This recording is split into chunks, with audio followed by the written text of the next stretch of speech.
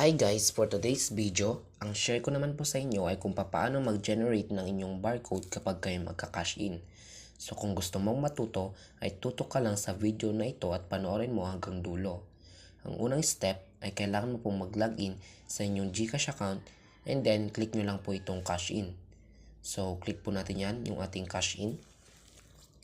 So as you can see, ay napakadami pong pwedeng pag-cash inan. So, ang gagamitin po natin dyan is yung over the counter. And then, click po natin yung ating view all. So, may makikita po kayo sa taas ng generate barcode. So, yan po yung i-click natin. So, ito po yung mga participating partners na pwede kayong mag-cash in.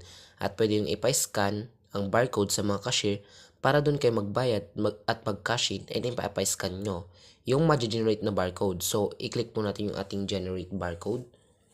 So, bago tayo pumunta sa susunod na step, ay huwag mong kalimutang mag-subscribe sa aming channel Tara G at i-click mo na din ang notification bell para updated kayo lagi sa mga latest upload namin. So, balik tayo sa topic kung paano nga ba mag-generate ng barcode kapag kayo magka-cash in. So, ang susunod na step ay itatype mo dito yung amount. Enter yung amount na gusto mong ipa-cash in.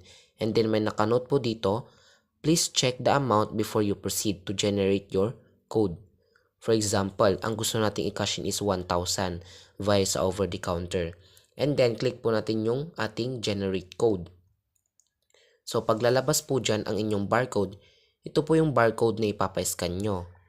Pwede nyo po yung screenshot or i-save. Ito rin yung reference number. And please note na meron pong validity. So, kailangan po makapag-cash in po kayo bago mag-expire yung inyong barcode na i-generate ninyo. Kung mag-expired siya, kailangan nyo ulit mag-generate ng bagong barcode. Unique po itong barcode every transaction. So halimbawa, pupunta kayo sa Pure Gold, pupunta kayo sa LBC, pupunta kayo sa Ministop, or Alphamart, or sa ibang merchants na magka-cash in kayo. Ito po yung ipapa-scan nyo sa cashier and then ibabayad nyo yung 1,000 or yung kung magkano yung ika-cash in nyo and then automatic na mapapasok yung pera nyo na pinakash in sa inyong GCash account. Yun lang po muna for today's video. Sana may natutunan kayo and thank you for watching.